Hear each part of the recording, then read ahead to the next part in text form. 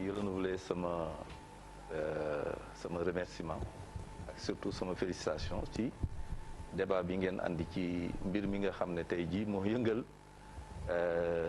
Senelec yëngal aussi plus ou moins Sénégal di jéggalu aussi ndax jéggalu bi maa ngi koy def d'abord ngeen may ma rek ma jéggalu ci ay nit yoo xam ne ñu ci bari dama leen nekk ay xam nga Sénégal dafa am nu muy fonctionner am ñu ma rus ñoo xam ne ñi samay nit lañu ñi samay kóllëre lañu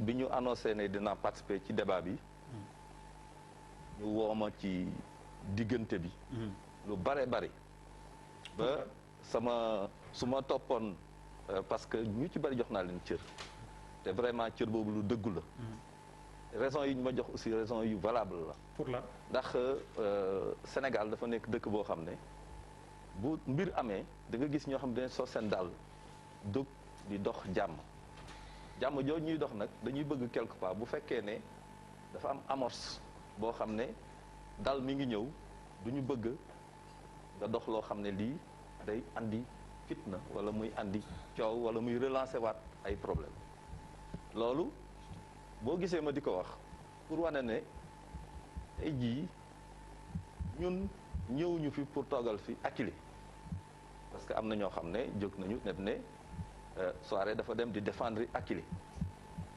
ñëwuma fi aussi pour défendre Senelec am na ay services de communication war nañ ko mën a ñëw toogal fii ñëwuma fi aussi pour défendre ministre de l'énergie moom am na ay services dañu nekk organisation syndicale boo xam ne dañu jëloon position dès le début ci mbir mi à travers une contribution boo xam ne gis nañ ko ci SeneNews gis ko ci enquête jël ci position bu responsable position boobu ba léegi moom la ñuy défendre donc même su fekkee ne am na ñoo xam ne ils ne souhaitent pas peut-être toog waxtaan ak ñun jàkkaarloo ak ñun Sénégal yi xam li mbir mi lan la ndax lii waa ITV jéem nañ ko pour syndicat yi toog parce que bu ñuy waxee jëm fii ñuy wax jëm fii war nañu comprendre ku nekk li ngay wax lan la su ko defee askan yu mën a xam mbir mi nu mu tëddee te loolu rek moo ñu tax a jóg je considère que le DG bi tey sama jeune frère la dina am quelquefois mbir am ku nekk jël ay position mais position bu ñu ko jëlee ba pare après bu ñu toogaatee ba ku nekk wéet ak sa bopp da nga xam ndax li ñuy def lu aw yoon la wala aw yoon. mais su ma déggee sa discours nga baara dama bëggoon a xam da nga mel ni naan ma. jàmm dafa nekk di dellu si. c'est-à-dire dafa am lu changé ci diggante bi lu ñu yëgul wala. non je veux dire que actuellement. kan moo koy dox. moo tax kañ ma laaj ko bi ma déggee muy wax ni la xalaat ni kon dafa am lu xew lu ñu yëgul. soo déggee ma wax la loolu. xam nga dama jóge ci benn entretien avec seen jotaay. am ay mbir yoo xam ne wax naa ko fa. biñ ko fa waxee am na ñoo xam ne peut-être am na lu leen déranger ñu jóg ci te bëgguma dellusiwaat ci débat yu mel noonu moo tax ma ne nit ñi dañu jóg ñëw ñama comme que actuellement le débat a été repris dans un certain sens parce que les acteurs sont en train de discuter. dégg nga au niveau du ministère Akilee ak Senelec ñu ngi discuter lu dëgg certains pensent que peut-être que médiatisation bi amoon trop ci mbir mi débat bu mel nii mën na andi mu nekk un prolongement de cette médiatisation. non soit da ngay ñeme waxtaan bi wala nga ko ñeme quoi. xam nga lan moo am solo. émission bi macha allah ñu bëri dañ koy seet. lu ñu bëgg a xam. c'est du clair obscur lan moo xew. ba pare. non loolu buuba. ah non wax loolu buuba bu ñu ko évacuer dama lay wax ne la bu ñu ko évacuer dañuy ñëw dans l'essentiel. essentiel mooy lan. Senelec dafa am lu ñuy wax plan stratégique boobu dafa am benn axe 5 bu ñuy wax diversification des revenus ak innovation. Senelec jël benn résolution ne dafay dem vers am un partenaire qui s'appelle Akilee dénk ko loo xam ne lii moom mooy le déploiement de compteurs intelligents. mais compteur intelligent nag xam nga mooy lan mooy compteur yoo xam ne dañuy dafay comment dirais-je encore fi nga toog man nga relever compteur bi man nga ko couper man nga xam fan la perte am. mais soirée pour ñu comprendre est-ce que nga baal ma pour ñu comprendre est-ce que doo dellu si ci genèse bi. ba Akilee nan la duggee nan la ñëwee parce que bu dee da nga ñëw rek ne Senelec dem wuti partenaire bu tudd Akilee. dans quelles conditions là mais surtout la genèse. c'est-à-dire genèse bi kooku xam nga ni mu dëkkee lu simple la. et pourquoi Akilee. pourquoi Akilee lu simple la xam gis nga Senelec mooy li ma la wax sànq dafa amoon moment boo xam ne xam nañ ne Senelec actuellement nii dañuy plaindre ci ay pertes yoo xam ne dañ koy am perte commerciale ou perte non technique. ci biir perte commerciale ak perte non technique yooyu fraude bi lu ñu ci représenté lu bari la. ñu jàngat ne il faut que ñu si biir ak relevé bi aussi day andi ay ay perte parce que ay nit ñooy relevé. kan moo def jàngat bi. loolu ay cabinet yu bari. qui a fait l'audit. L'audit c'est entre beaucoup de cabinets l'ont fait. Senelec ci boppam am na ay organes yoo xam ne ñu ngi ciy liggéey chaque jour am na ay audits yoo xam ne ñu ngi koy def ci biir liggéey boobu. les chiffres ci biir perte yooyu c'est disponible partout. mën ko gis fu ne. du dëgg. donc nekkul loo xam ne nii lu bees la. ci biir évolution wu Senelec. même déploiement wu compteur intelligent yi ça ne date pas d'aujourd'hui. boo demee ci plan de restructuration et de relance du secteur de l'énergie muy plan Takkal mi ngi ci biir. du dëgg donc nekkul lu bees mais am na ci biir coow li ñenn ñuy wax ne Akilee ñu ngi ko créé en 2017 xaw ma 2016 mu ñëw rek ñu jox ko mbir moomu mais yëf yi demeewul noonu. kan mooy Akilee. Akilee benn société la boo xam ne ay sénégalais ñoo ko créé et parmi les sénégalais yu ko créé il y a 3 acteurs.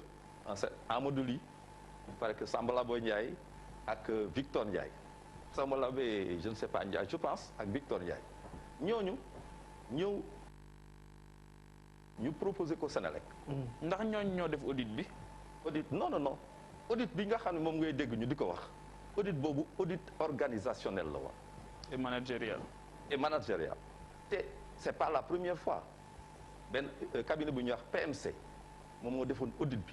defoon na ko en 2003 bi mu njëkkee def en ce moment là ñu ngi doon waaj a def la restructuration de Senelec ak beneen cabinet bu ñuy wax RTE ñu commencé wax ci loolu y avait même un plan de redéploiement du personnel parce que boobu Senelec dañu ne woon dañ koy orienté commercial.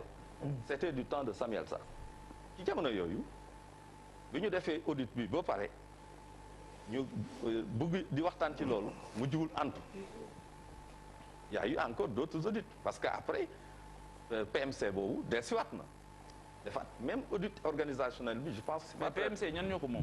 PMC c'est xawma exactement c'est un cabinet boo xam ne il travaille souvent ak Senelec. ça va beaucoup nous aider parce que pour la suite. PMC. c'est des Sénégalais. dégg nga ñoom ñoo ko moom ñoom ils sont souvent sollicités par Senelec pour faire des audits organisationnels alors. mais les audits par exemple techniques yooyu PMC mas ko def nga xam ne moom moo créé Akilee nga xam ne moo nekkoon INES avant muy créé Akilee moom moo créé woon benn société bu INES c'est un ancien de EDF dafa jàng ba pare liggéey EDF bi mu liggéey EDF gis ne jóge EDF ñëw ñibbisi au Sénégal bi mu ñibbisee au Sénégal PMC daal di koy employé. employé kan. Amadou Ly. ok bi mu ko employé. il a participé ci audit organisationnel bi. moom mi moom Akilee. moom moomul Akilee moom moo créé benn société bu ñuy wax INES. INES boobu bi mu ko créé ñëw avant muy créé INES dafa liggéey PMC. bi mu liggéeyee PMC comme que moom ci ay compétence am gis na ne am na opportunité ci parti yi nga xam ne Senelec moo ko am ak efficacité énergétique ak yeneen solution yoo xam ne gis na ko biir Senelec mu daal di moom créer société démissionné PMC créer société bu ñuy wax INES daal di ñëw proposer de travailler avec Senelec. Il a proposé à Pape Dieng bi mu nekkee DG en 2015 2004. C'était la proposition. C'était pour accompagner Senelec dans des solutions d'efficacité énergétique. mooy développer un système boobu waxaguñu waxu ay système de compteur intelligent. système informatique. C'est un système des applications informatiques yoo xam ne dafay accompagner Senelec dans l'efficacité énergétique et dans le conseil des clients. Conseil client nag moom mooy jàppale des clients peut-être pas Pape Djibi mais Sonatel mi nga xam ne il a plusieurs sites yoo xam ne daf ciy fay xaalis soxla na xam moom li muy consommer fu mu dugg moo tax boo seetee ci client wu Akilee Sonatel moo ci jiitu. non Akilee fu mu excès fu nga fay nga tolloon. bàyyi Sonatel bul ñu jaxase. bu doon sax non avant Akilee. non si foofu la Ines. waaw nañ topp kii léegi yow wax nga PMC bi. nga ne Amadou Ly ci la bokkoon. Après mu démissionné bi ñu defee audit bi ba pare. donc moom moo ngi woon ci biir. en tant que auditeur. Ensuite mu démissionné. ñëw créer INES. waaw léegi dafa ba jóge foofu dem Akilee wala déet. non moom dafa créer entreprise am. bu tudd INES. waaw INES lu mu def ci mbir mi moom. INES c'était une société aussi d'efficacité énergétique. waaw bi mu créé loolu. waaw daal di moom trouvé ne moom il peut travailler avec Senelec. service rek. le DG Pape Dieng qui était là intéressé wu ko. Après quand Matar Cissé est venu il est revenu il lui a proposé ses services wax ko li mu bëgg apporter à Senelec. Et dans cette discussion ki la gis ne kii li muy proposé solution bi li muy proposé nii Senelec soxla na ko. Et après qu'est-ce qui s'est passé? Ce qui s'est passé mooy après si la ñu commencé discuter jusqu'au moment où on s'est si la ñuy soog a trouver une solution. Du moins l'opportunité de dire que maintenant dans le cadre de l'innovation Senelec na jéem a discuter ak cet acteur-là. En tant que ak benn structure. En ce moment-là c'était encore INES. Alors bi INES boobu bi mu gisee ne solution boobu muy proposer quelque chose de bien. C'est avec un MOU qui a été signé par l'APIX et une autorisation du conseil d'administration de Senelec que les discussions ont commencé. Bi ñu commencé ba avec le mandat du conseil. ñu discuter commencer évoluer dans la discussion ak les trucs sur le droit bu demee ba gis ne lii lu ko amal njariñ la mu signer ñu soog a commencer entamer les discussions pour la création de Akilee. Akilee boobu nag bi ñu koy créer aussi. mais loolu yoonu Senelec nekku ci de. pour loolu Senelec nekk ci dara. Senelec moo def discuter ak ñooñu pour ñu créer Akilee. Non, je pense que Pape Djibi tu n'as pas compris dama ne la. Ah si, je suis. Non dama bëgg nga suivre bu baax dama ne la. INES c'était la première société dirigée par Amadou Ly qui a proposé ses services. Service bi ça se limitait à l'accompagnement des clients sur l'efficacité énergétique. D'accord. Et dans ça ci biir loolu il a eu le mandat de Senelec ñu discuter l'opportunité s'est présentée il a commencé à entamer les discussions avec Senelec et il a eu l'autorisation du conseil d'administration de Senelec. Senelec a eu l'autorisation de son conseil d'administration pour moom mu mën a waxtaan ak cet acteur-là ñu présenter le projet en conseil d'administration ñu approuver le projet autoriser les discussions sous INES. En ce moment c'était sous INES. Après nga wax ñu INES. Maintenant Senelec a décidé de s'impliquer bi mu décidé ne dafay impliqué wu ci projet wu ci la création Akilee ñëw et création Akilee bi aussi ça a été autorisé par le conseil d'administration Senelec jël ci 34%. yeneen acteurs yi nga xam ne ñoo accompagné Amadou Ly moom dans ce combat dans mais 66% yi ñan la. 66%, c'est trois personnes ñoo ko bokk. c'est qui. Victor Ndiaye. Samba Lawbe et keneen ki Amadou Ly ak Amadou Ly voilà. d'accord mooy ñu nekkoon ci audit ba. voilà non ñu nekkoon ci audit bi man PMC laa xam. moi je sais pas. léegi parce que xam nga comme émission bi peut-être bu ñu toogee di kii. il faut ñu dagg di dugg. parce que avant ñuy dugg ci désaccord bi. parce que aussi xaw nañu un peu comprendre en tout cas fu mbir mi commencé. mais est-ce que trouver woon ni. c'est un problème. ah. nga bokk ci auditu dara. ah. ba pare créer benn affaire bu koy créer est-ce que conflit d'intérêt déjà avant ñuy dugg ci détails yi.